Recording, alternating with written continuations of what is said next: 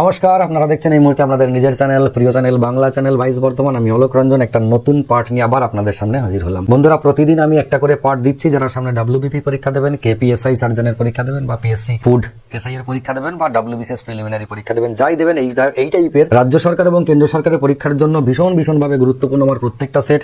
এর আগে আমি 5টা সেট অলরেডি করিয়ে ফেলেছি, আজকে 6টা সেট, আগামীকাল 7 নম্বর সেট আসবে। লাগাতার করাতে থাকবো। প্রতিদিন আমি শর্ট ভিডিও আপলোড করছি, তার সঙ্গে একটা করে সেটও আপলোড করছি। এই সামনের কয়েকটা পরীক্ষা হয়ে যাওয়ার পরে আমি একেবারে চ্যাপ্টার ধরে আপনাদের সামনে চলে আসবো। আবার যখন নতুন কোনো পরীক্ষা আসবে তখন আবার প্র্যাকটিস সেটের মতো করিয়ে যাবো, যাতে করে আপনাদের সব দিক থেকে সুবিধা দেওয়া যায়। আজকে 6 নম্বর সেটের পরীক্ষার অঙ্কটা দেখুন। কেন কোনো পরীক্ষা নেই যে পরীক্ষায় অঙ্কটা আসেনি, কিন্তু অঙ্কটা অবশ্যই সহজ। আমরা নর্মাল পদ্ধতিতে অনেক রকম দেখেছি, সব থেকে ভালো হচ্ছে এইটার সাথে এইটা গুণ করে এইটা যোগ করে উপরে বসে তার সঙ্গে এটা গুণ হয়। মানে এই অঙ্কটা আপনারা এরকম করে ভাবতে পারেন 3 পূর্ণ 2 এর 3 ইন্টু 3, এইরকম হচ্ছে অঙ্কটা। জাস্ট ওরই একটা বড় ভার্সন, এটা আর কিছু না। এটা আমরা কিভাবে করি, 3 ইন্টু 3, 3 ইন্টু 3 প্লাস 2, এটা করি ওপরে, আর নিচেই থাকে 3, পাশে থাকে 3, এই 3 কেটে যায়। আলটিমেটলি উত্তর কোনটা হয়, ওপরটুকু বেরিয়েছে কিভাবে, এইটার সাথে এইটা গুণ করে এইটা যোগ। তার মানে আমরা এইটার সাথে এইটা যদি আমরা গুণ করে দিই, এটা যদি গুণ করে দিই, তারপর এটার সাথে নিয়ে গিয়ে এটা আমরা যোগ করে দিই, তাহলেই কিন্তু আমরা উত্তর পেতে পারি।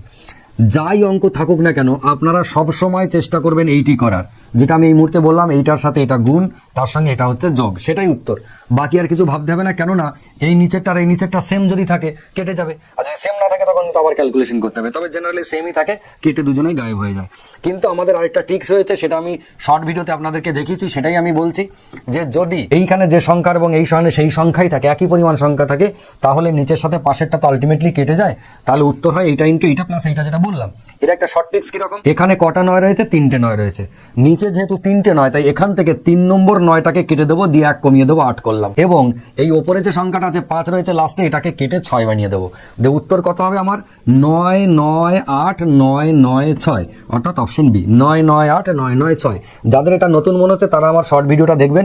এরকম 3-4টে উদাহরণ আমি দিয়েছি যে কিভাবে হচ্ছে। যতগুলো 9 ঠিক তততম 9টাকে কেটে 1 কমিয়ে দেবো, লাস্টের 5টাকে কেটে 1 বাড়িয়ে দেবো, ব্যাস উত্তর হয়ে গেল পরপর 9 9 8 9 9। ঠিক আছে, চলে আসি 2 নম্বরে। সিম্পলিফাইড করতে বলছে একটা অঙ্ককে, প্রচুর পরিমাণে পরীক্ষায় আসে। এই টাইপের অনেক অঙ্ক আছে, শুধু একটু আপনাকে চেক করে দেখে নিতে হবে কোন সিরিজে যাচ্ছে। মানে কি রকম, এটা একটা ভগ্নাংশের বিয়োগ করে গুণ ছাড়া আর কিচ্ছু নয়। কিভাবে করব, 2 থেকে 1 এর 3 যদি আমরা বাদ দিই, কিভাবে দিই, 3 দিয়ে 6 মাইনাস 1, তার মানে এটা হচ্ছে উপরে 5 আর নিচে 3। 2 থেকে 1 এর 3 যদি আমরা বাদ দিই, তাহলে হয় 5। 3 দিয়ে 6 মাইনাস 1 মানে 5, 5/3, ঠিক মাঝে গুণ চিহ্ন। এবার এইটা 5 দিয়ে 10 মাইনাস 3 মানে হচ্ছে কত, 7, 7/5। তাহলে দেখুন এ 5/3, এ 7/5। সিমিলারলি পরেরটা কত, 7 দিয়ে 14 মাইনাস 5, তার মানে 9/7। এরকম করে যেতে যেতে কত যাবে। এবার এইটা দেখছি 1001 ইন্টু 2 মাইনাস 999 করতে গিয়ে আমার মধ্যে সর্বনাশ করেছে। কি করে করব, ভাবনা চিন্তার কোনো জায়গা নেই। আপনি সিম্পল একটা লজিক দেখুন, ওপরগুলো কিরকম হচ্ছে, 5 7 9 11 13 এরকম করে যাবে। সে কোথা থেকে এলো সেটা আমি বলছি। দেখুন নিচে 3, তার জন্য হয়ে গেছে নিচে 3, নিচে 5, তার জন্য নিচে 5, নিচে 7, তার জন্য নিচে 7। তাহলে এর নিচে আছে 1001, তার নিশ্চয়ই নিচে হয়ে যাবে 1001। এবার উপরে কত হবে, দেখুন 3-এর থেকে উপরে 2 বেশি, 5-এর থেকে 2 বেশি, 7-এর থেকে 2 বেশি, তাহলে 1001-এর থেকে নিশ্চয়ই 2 বেশি হয়ে 1003 হয়ে যাবে। এটা আমরা বসিয়ে নিলাম, এটা নিয়ে আমাদের কোনো প্রশ্ন চিহ্ন নেই। এটা আমরা প্রত্যেকে যেটুকু জানি, যেভাবে জানলাম সেভাবে আমরা বসিয়ে নিলাম। এবার আমাদের নেক্সট কাজ কি হবে, নেক্সট কাজটা দেখুন খুব ভালো করে তাকান এদিকে। এই সাথে সাথে এই 3-এর কেমন ভাবে কাটছে দেখুন, এই সাথে বলছি, এই 5-এর সাথে এই 5-এর কেমন ভাবে কাটছে। প্রথম জনার উপরেরটার সাথে দ্বিতীয় জনার নিচেরটা কাটছে, আবার এই ব্যক্তির উপরের সাথে পরের জনার নিচেরটা কাটছে, এরকম ভাবে কাটছে। তার মানে এই 9-এর সাথে পরে নিচে অবশ্যই 9 ছিল, এ কাটলো। এরকম করে কাটতে কাটতে গিয়ে 1001টা এর আগের জনার উপরের সাথে কাটলো। তাহলে কাটবে না কে, কাটবে না প্রথম জনার নিচে যে আছে 3 এবং লাস্টের জনার উপরে যে আছে 1003। তাহলে উত্তর কত হয়ে গেল, 1003/3। এবার এটা কিভাবে আসলো একবার ভেবে দেখুন। কাটিংটা কেমন হয়েছে, বাদিক থেকে ডান দিক, বাদিক থেকে ডান দিক, বাদিক থেকে ডান দিক। যখন এরকম কাটিং পাবেন তখন কাটবে না প্রথম জনার তলারটা আর লাস্টের জনার ওপরটা। আবার আপনি কখনো এই রকম কাটিং পাবেন, তখন কে কাটবে না, এরকম যদি কাটিং হয় কাটবে না তখন প্রথম জনার ওপরেরটা, লাস্টের জনার নিচেরটা। এটা আপনাকে দেখে নিতে হবে। এরকম ভ্যারাইটিস আপনি অঙ্ক পাবেন। শুধু এই দুটো করে দেখলেন, এটা হয়ে গেল 5-এর 3, এ হয়ে গেল 7-এর 5। তাহলে কাটছে কোন দিকে, এই সোজা। দেখে নিলেন, মাঝে কাউকে করার দরকার নেই, যতগুলোই পরীক্ষা থাকুক না কেন আর গিয়ে করবেন লাস্টেরটা। ব্যাস এই প্রথম দুটি আর লাস্টেরটা, তিনটে করে আপনি বুঝে যাবেন যে কাটিংটা এইরকম না কাটিংটা এইরকম। যেটা কাটিং হয়, যেটা পড়ে থাকে, সেটা রেখে দেবেন উত্তরের জন্য। ঠিক আছে, তাহলে উত্তর হচ্ছে 1003/3 অপশন সি। নেক্সট, ভালো করে তাকান, পরীক্ষায় এরকম আপনি অঙ্ক পাবেন অনেক। এটা কেমন দেখতে, আমরা ছোটবেলায় কি করতাম, ওই সরলটার মধ্যে এই ফার্স্ট ব্র্যাকেটের কাজ আগে করতাম, বাকিগুলো লিখে নিতাম, তারপর তার আগের টুকু, তারপর তার আগের টুকু, এরকম করতে করতে অঙ্কটা এইখানে এসে শেষ হতো। আস্তে আস্তে ছোট ছোট হতে হতে আসতো, এইখানে শেষ হতো। এইখানে আমরা ভূতের পেতনির এইসবের ছবি আঁকতাম, কারণ জায়গাটা অনেক থেকে যেত, তাই না? এখানে ভূত পেতনির ছবি আঁকতাম। তো এখন আর ভূত পেতনির ছবি আঁকা যাবে না, তাহলে নিজেরাই ভূত পেতনি হয়ে ঘুরে বেড়াবো, চাকরি আর পেতে হবে না। এখন আমাদেরকে একটু স্টাইল চেঞ্জ করে অঙ্ক করতে হবে। কিরকম? এখন প্রথম কাজ হচ্ছে, যেটা আমি পরীক্ষার হলে অ্যাপ্লাই করতাম, মানে অন্য কে কি করে জানি না, কিন্তু আমি যেটা করতাম, ফার্স্ট ব্র্যাকেটের কাজ আগে কত, 2 + 2 মানে 4, এটা লিখলাম 4, 4-এর সাথে 2 গুণ করে কত হলো 8, 2 - 8 মানে কত, -6, এখানে লিখে নিলাম। 2 - -6 মানে 2 + 6, তার মানে কত, 8, এখানে লিখে নিলাম। 2 - 8 মানে আলটিমেট উত্তর -6। ব্যাস, আমার উত্তর হয়ে গেল। অনেকের মনে হতে পারে, যা বাবা কি হলো, এই তো সবে শুরু হলো, এর মধ্যে বা শেষ হয়ে গেল কেন, বুঝতে পারলাম না তো কিছু।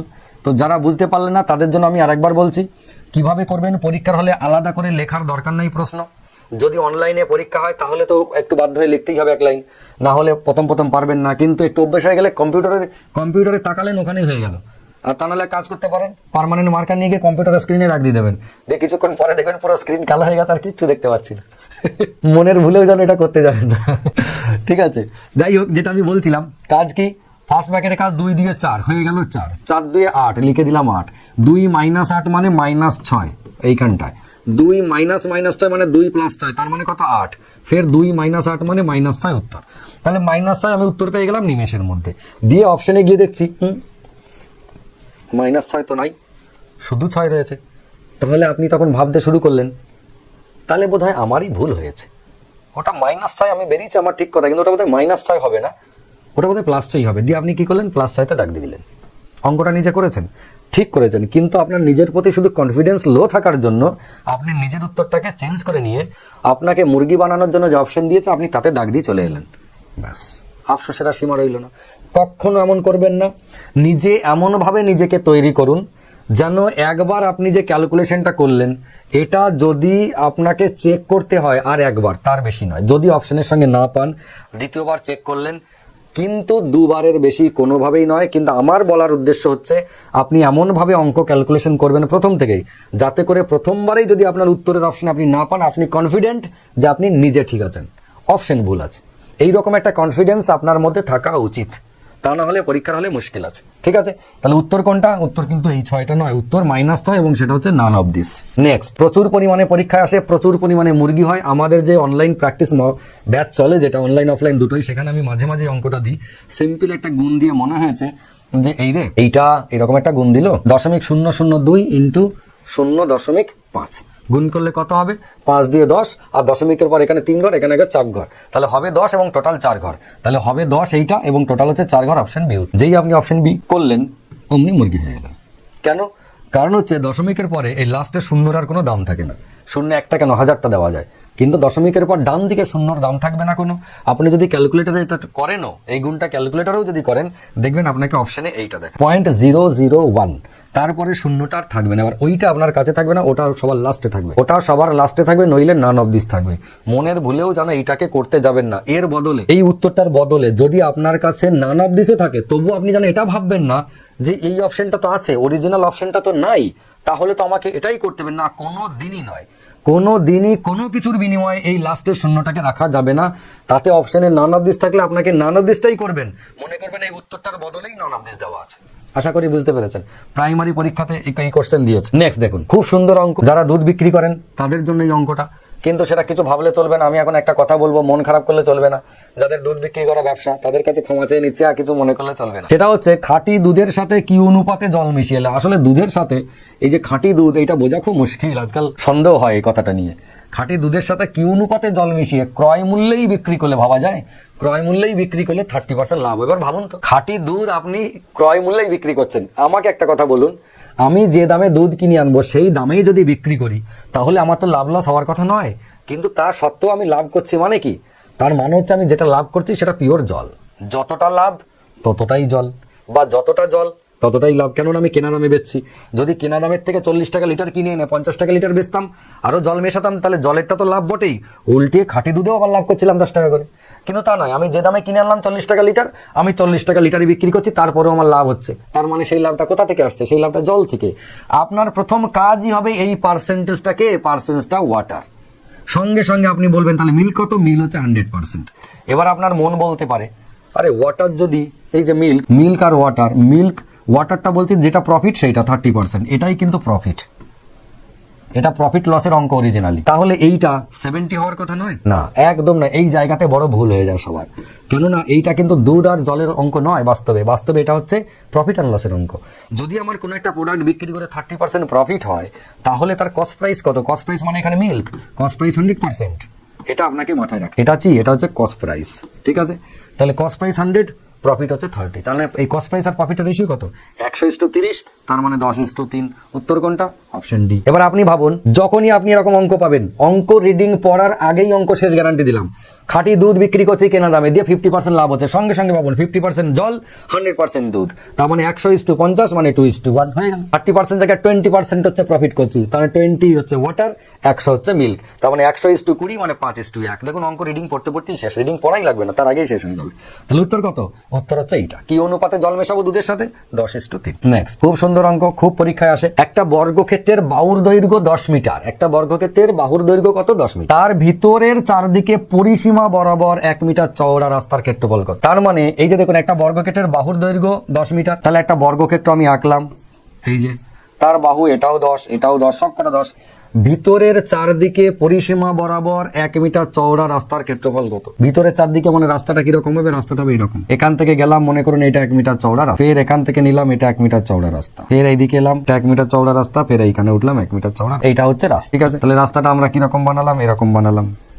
এই রাস্তার ক্ষেত্রফল কত? আমরা দেখুন বিভিন্ন রকম ভাবে করা যায়। একটা হচ্ছে বাইরের, এটা সবসময় যে সহজ হবে তা নয়, কিছু কিছু জায়গায় সহজ। বাইরের যে ক্ষেত্রফল 10 যদি হয়, তাহলে বাইরে বড় বর্গক্ষেত্রটার ক্ষেত্রফল কত? 10 × 10 মানে হচ্ছে 100 বাইরেটার। আর ভিতরটার ক্ষেত্রফল যদি আমরা বার করে বাদ দিতে পারি বাইরেটা থেকে, তাহলে অবশ্যই আমরা হলুদ রঙের রাস্তাটার ক্ষেত্রফল পাবো। তাহলে ভিতরটা কত? এখন এইটা যদি 1 মিটার চওড়া হয়, রাস্তাটা যদি 1 মিটার চওড়া হয়, তাহলে এই জায়গাটা কত? খেয়াল করুন, এটা হচ্ছে 1 মিটার, এই জায়গাটা, আবার এই জায়গাটা 1 মিটার, তার মানে 10 থেকে যদি দুদিকে 2 বাদ চলে যায়, এটা হচ্ছে 8। একই রকম ভাবে এদিকেও 1 বাদ গেল, এদিকেও 1 বাদ গেল, তাহলে এই ভিতরটাও 8। তার মানে ভিতরের যে বর্গক্ষেত্র সেটা কত? সেটা হচ্ছে 8 × 8, মানে কত? হচ্ছে 64। তাহলে 100 থেকে 64 বাদ দিলে কত থাকে? 36। তার মানে রাস্তার ক্ষেত্রফল কত? রাস্তার ক্ষেত্রফল 36। এটা আমরা স্কুল লেভেলে করেছি, এখন এইটা করব না। কিছু কিছু ক্ষেত্রে এইটা সহজ, কিছু কিছু ক্ষেত্রে এটার থেকে আমি এখন যেটা বলবো সেটা কেমন আরো সহজ। বোঝা গেল কিরকম? সেটা হচ্ছে আমরা প্রথমে বার করব এই রাস্তাটার ক্ষেত্রফল, এই যে লম্বা, ভেবে দেখুন কালো রঙের, সেটা দৈর্ঘ্য কত? দৈর্ঘ্য হচ্ছে লম্বা 10, প্রস্থ কত? 1 মিটার, টোটাল কত? টোটাল 10। এটা কটা রাস্তা? 2টো রাস্তা, তার মানে টোটাল কত? 20। 2টো রাস্তা কোথায় পেলাম? উপরে একটা, সেম সাইজের নিচে একটা, ভেবে দেখুন এইটা। তাহলে এই 2টো রাস্তা আমার বানানো হয়ে গেল, বর্গক্ষেত্র থেকে এই 2টো রাস্তা বানানো হয়ে গেল। বোঝা গেছে? এবার নেব আমরা এই রাস্তাটা। এই রাস্তাটা বাস্তবে কি দেখুন, বাইরেটা ছিল 10, কিন্তু এই ভিতরটা কত? 1 মিটার যদি চওড়া রাস্তা, তাহলে ভিতরটা হচ্ছে 8, তাহলে ভিতরটা হচ্ছে 8। কত মিটার চওড়া রাস্তা? 1 মিটার, তাহলে টোটাল কত? 8। ক পিস রাস্তা? এটাও 2 পিস, তার মানে 16। এবার 20 আর 16 36 হয়ে গেল। তাহলে আমার এটাতেও 36, আমার এটাতেও 36। কিন্তু নিচের পদ্ধতি অনেক বেশি সহজ হবে। যত রকম এরকম অঙ্ক থাকুক, এই যে পরিসীমা বরাবর ভিতর দিকে রাস্তা, পরিসীমা বরাবর বাইরের দিকে রাস্তা, তারপর হচ্ছে দৈর্ঘ্য বরাবর এবং প্রস্থ বরাবর, মানে প্লাস সিম্বলের মতো রাস্তা, এটা এরকম হয়ে যাবে আয়তক্ষেত্র, এরকম রাস্তা হবে এই যেরকম। তখন কি করবেন?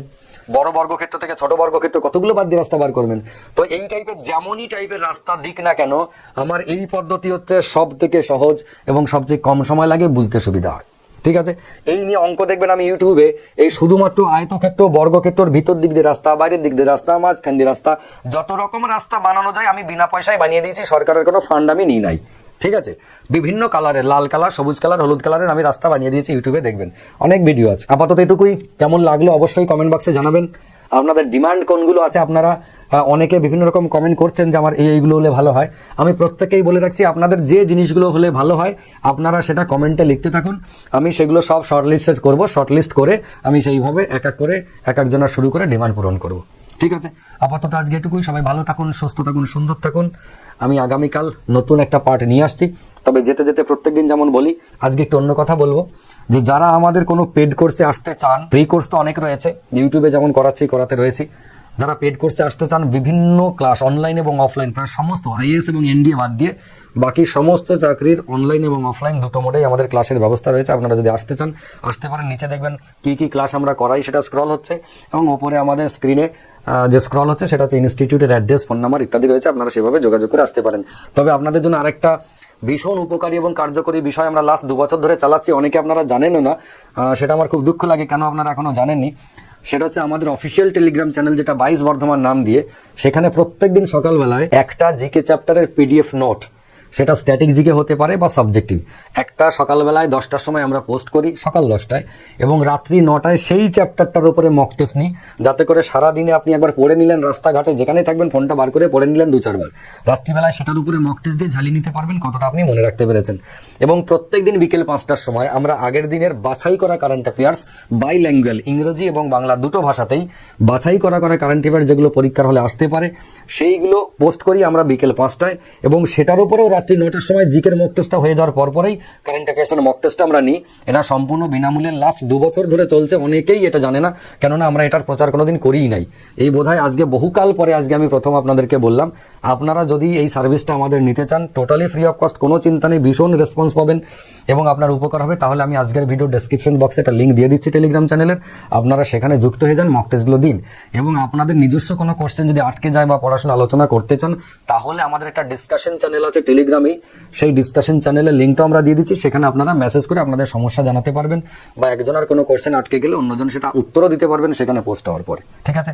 অবাঞ্ছিত বা অবান্তর কথা যদি কেউ বলেন, সেখানে হাই হ্যালো গুড মর্নিং ইত্যাদি যদি করেন, বা প্রয়োজনের বাইরে যদি কোনো রিপ্লাই দিতে থাকেন, থ্যাংক ইউ অমুক তমুক ইত্যাদি, এইসব কোনো বলার দরকার নেই। শুধু give and take policy, question দিয়েছেন উত্তর পেয়েছেন, যার যা সমস্যা ওখানে করবেন। এর বাইরে কোনো পোস্ট যদি করেন তাহলে সে কিন্তু ইনস্ট্যান্ট গ্রুপ থেকে রিমুভ হয়ে যাবেন, আর গ্রুপে যুক্ত হতে পারবেন না। ঠিক আছে?